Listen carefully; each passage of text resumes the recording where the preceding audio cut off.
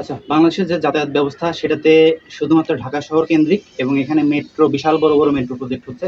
কিন্তু metro project দরকার আছে, কিন্তু বাংলাদেশের পরিস্থিতিতে ঢাকা শহরের যে পরিস্থিতি, যে ঘিঞ্জি পরিবেশ আবহাওয়া, সেটাতে মেট্রো থেকে ট্রাম জিনিসটা বেশি উপযোগী বলে আমি সবসময় বলে আসতেছি সেই শুরু থেকে।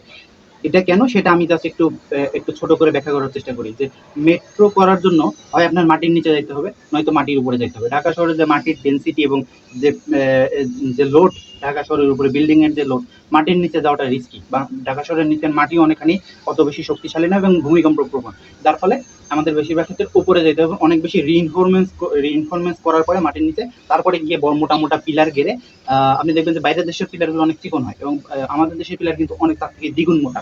মেট্রো রেলের যে পিলার করা হয়েছে, যারা মেট্রো রেল দেখেছেন জানেন। তো এই পিলারগুলো করে তারপরে ভায়াডাক্ট দিয়ে তার উপরে রেল লাইন বিছিয়ে সেখানে আবার আপনার মেট্রো স্টেশন করতে হচ্ছে, সেটাতে একটা খরচ আছে। এই যে খরচ, সেই খরচের যদি বিবেচনা করি আমরা, তাতে দেখা যাবে যে ট্রাম যে জিনিসটা, ট্রাম হচ্ছে একটা মানে রেল রোডের উপরে আপনি জাস্ট এক্সিস্টিং যে রাস্তা সেটার উপরে একটা রেল ট্র্যাক বসিয়ে কিন্তু আপনি ওর উপরে ট্রেন চালাই দিতে পারবেন। এটাই হচ্ছে ট্রাম। ট্রাম হচ্ছে যেটা আলাদা ট্র্যাকে চলে না, রাস্তার উপরেই রেল ট্র্যাক বসিয়ে সেখানে আপনি ট্রাম চালাচ্ছেন বা রেল চালাচ্ছেন। তো বিভিন্ন দেশে এখন অব্দি ইউরোপে প্রচুর পরিমাণে এই জিনিসগুলো মেট্রোর বদলে কিন্তু তারা ট্রাম ইউজ করে, বিশেষত তাদের যে টাউনশিপ এরিয়াগুলোতে সেখানে তারা ট্রাম ব্যবহার করে এবং এই ট্রামগুলো তারা বাইরের অনেক অনেক মফস্বল শহরগুলোতে পর্যন্ত টেনে নিয়ে গিয়েছে। তো ট্রামের একটা নির্দিষ্ট উইথ আছে এবং সেই উইথ অনুযায়ী তারা ওখানে জাস্ট রাস্তাটা একটু কেটে রাস্তার উপরে ট্রেন ট্র্যাক বসিয়ে বিভিন্ন ইনফরমেশনের মাধ্যমে বসিয়ে ওর আপনি আবার পুনরায় পিস করে দিলেন। যখন ট্রাম চলছে না তখন সেখানে রাস্তাতে গাড়িও চলতে পারবে এবং একই সঙ্গে যখন ট্রামটা চলবে তখন চলবে। এখন আমি কেন বাংলাদেশে মেট্রো থেকে ট্রাম, বিশেষ করে ঢাকা শহরে মেট্রো থেকে ট্রাম সুইটেবল বলে মনে করছি সেটার ব্যাখ্যাটা বলি।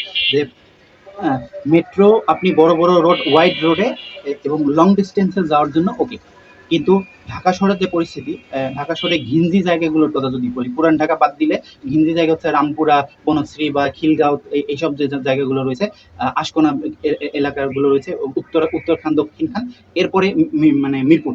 মিরপুর একই সঙ্গে ওয়াইড এরিয়াও আছে, মানে আবার ঘিঞ্জি এরিয়াও আছে, যেমন শেওড়াপাড়া, কাজীপাড়া, টোলারবাগ, এই ধরনের যে জায়গাগুলো রয়েছে সেগুলো কিন্তু অনেক ঘিঞ্জি। এখন আমি মিরপুর 12 নম্বর থেকে দিয়ে আমি ওইদিক দিয়ে মেট্রো রেল পাঠিয়ে দিলাম, সোজা ওয়াইড রোড আছে, কিন্তু আমার যে রোডগুলো ছোট সেই রোডগুলোতে আমি কিভাবে যাতায়াত করবো? যেমন আমি মিরপুর 14 নম্বর থেকে মিরপুর যদি আমার 1 নম্বরে যেতে হয়, সেক্ষেত্রে আমি এখন কিভাবে যাবো? মেট্রো হয়তো বা পরবর্তীতে হচ্ছে, কিন্তু ভেতর থেকে যারা যাতায়াত করে, মিরপুর 11 নম্বর থেকে যারা আসছে মিরপুর হয়তো বা 1 নম্বরে যাবে, তাদের যাতায়াতের ব্যবস্থাটা কি হবে? বা মিরপুরে রূপনগর নামে একটা যে এলাকা আছে সেটা একদম ওই কোনাতে পড়ে, সেখান থেকে মানুষ কিভাবে মিরপুর 2 নম্বর, 10 নম্বরের দিকে যাতায়াত করবে? ওই জায়গায় কিন্তু মেট্রো বসানোর সুযোগ কম। এরকম অনেক জায়গা আছে, শেওড়াপাড়ার যে জায়গাগুলোতে রয়েছে বা ওই ঘিঞ্জি যে এরিয়াগুলো রয়েছে, সেখানে কিন্তু আপনি কোনোভাবেই মেট্রো ঢুকাইতে পারবেন না। সেখানে আপনি ঢুকাইতে পারবেন কি? ট্রাম। একমাত্র অপশন হচ্ছে ট্রাম। এর বাইরে আপনি ওই যে বিশৃঙ্খল পরিস্থিতিতে কিছু টেম্পু টেম্পু এগুলো যেগুলো আছে সেটা নাগরিক সুবিধার জন্য সুইটেবল না। নাগরিক সুবিধা যদি মেনটেন করতে হয় তাহলে ওই ট্রাম আমাদের এই ঢাকা শহরের যে ঘিঞ্জি পরিবেশ সেটার জন্য সবচেয়ে সুইটেবল হচ্ছে। কেন? 2 লেন বা 3 লেন উইথের যে রাস্তাগুলো আমাদের ঢাকা শহরে আছে, সেগুলোতে কিন্তু আপনি অনায়াসে ট্রাম বসাই দিয়ে আপনার ওর উপরে ট্রামও চলবে, আবার একই সঙ্গে যখন ট্রাম চলছে না তখন কিন্তু যানবাহনও যাতায়াত করতে পারবে। আপনার খরচ কম, আপনার একই জায়গায় ডাবল পারপাসে ব্যবহার হচ্ছে এবং আপনার জনপরিবহনের জন্য, যে যাতায়াতের জন্য মানুষের যে যাতায়াত ব্যবস্থা সেটা অনেক বেশি উন্নত হচ্ছে, যার ফলে রিক্সা কমে যাবে, আপনার অটো কমে যাবে এবং আপনার মানুষের যাতায়াত খুব শান্তশিষ্টভাবে মানুষ শান্তির সাথে যাতায়াত করতে পারবে। কোনো হ্যাসেল নিতে হবে না, ঝুলতে হবে না, লাফালাফি করতে হবে না। একটা জায়গায় দাঁড়াবে, ট্রামে উঠবে, সে আবার একটা জায়গাতে গিয়ে নামবে, তার উপরে উঠতে হচ্ছে না। মেট্রো স্টেশনে যেমন সিঁড়ি বেয়ে উপরে উঠতে হচ্ছে, সেটা তার করতে হচ্ছে না। সে ওই রাস্তা থেকে দাঁড়িয়ে বাসে ওঠার মতো করে ট্রামে এসে উঠতে পারছে। এই সকল সুযোগ সুবিধা কিন্তু ঢাকা শহরে আছে। আমি বেশ কিছু ইতিপূর্বে জিনিস বিয়ে করেছিলাম, আমি খুঁজে পেলে সেগুলো আবার পুনরায় পোস্ট করছি, আমার ফেসবুকে পাবেন। চেষ্টা করবো যেগুলো দেওয়ার, যে কেন আমি বলি যে ঢাকা শহরে মেট্রো থেকে ট্রাম বেশি জরুরি। কেননা ট্রাম অনেক বেশি এরিয়ায় অনেক মানুষ কাভার করবে। মেজরিটি এরিয়াতে যে রাস্তাগুলো যায়, যেমন মিরপুর 12 থেকে মেট্রো রেল 6 মিরপুর, সে উত্তরা থেকে সে মিরপুর 12 হয়ে কাজীপাড়া, শেওড়াপাড়া দিয়ে আগারগাঁ দিয়ে চলে গেছে ফার্মগেট হয়ে সেই মতিঝিল পর্যন্ত। সেখানে বড় রোডের মানুষ ভেতরে যারা থাকে বিভিন্ন এরিয়াগুলোতে, তাদেরকে কিন্তু ওই হ্যাসেল নিয়ে মেইন রোডে এসে তারপরে করতে হচ্ছে। তো আমাদের ঢাকা শহরকে যেমন আমরা শুধুমাত্র ঢাকা শহর কেন্দ্রিক করে রেখেছি এবং বাইরে থেকে ঢাকা শহরে ঢোকার জন্য শুধুমাত্র ঢাকা কেন্দ্রিক রাস্তা, এই এই মেট্রো রেলগুলো কিন্তু একইভাবে কাজ করছে। যেমন অন্যান্য মফস্বলগুলো থেকে আপনি মফস্বল একটা শহরে, জেলা শহরে বা জেলা শহর থেকে আপনি ঢাকা শহরে আসা যাওয়ার জন্য যে রাস্তা, সেগুলো কিন্তু এখনো খুবই ন্যারো, সেটা কিন্তু ডেভেলপমেন্ট হয়নি। একইভাবে এই ঢাকার অন্যান্য যে এরিয়াগুলো যেগুলো মেট্রো রেল থেকে অনেকটা দূরে, যেমন মেট্রো রেল 6 এখন চলমান, সেখান থেকে 10 নম্বর স্টেশন থেকে যদি বিচার করেন, 11 নম্বর, 13 নম্বর, 14 নম্বর অনেক দূরে। শেওড়াপাড়া থেকে শেওড়াপাড়ার ভিতরে বা শেওড়াপাড়ার দুই দিকে পূর্ব পশ্চিম শেওড়াপাড়াতে যদি আপনি যাওয়া আসা করেন, অনেক ভেতর থেকে আপনাকে এইদিকে আসতে হচ্ছে। সেই 60 ফিট রোড, 60 ফিট রোডে যদি আমি একটা ট্রামের ব্যবস্থা করে দিই, মিরপুর 60 ফিট রোড যেটা আছে 2 নম্বর থেকে ওই আগারগা পর্যন্ত গিয়েছে, তো সেখানে ট্রামের ব্যবস্থা করে দিলে কিন্তু অনায়াসে মানুষ পুরো 60 ফিট রোড, অনেক লম্বা জায়গা, বেশ কয়েক কিলোমিটারের রাস্তা, ওখানে কিন্তু মেট্রো দেওয়া সম্ভব না, বেশ ন্যারো রাস্তা।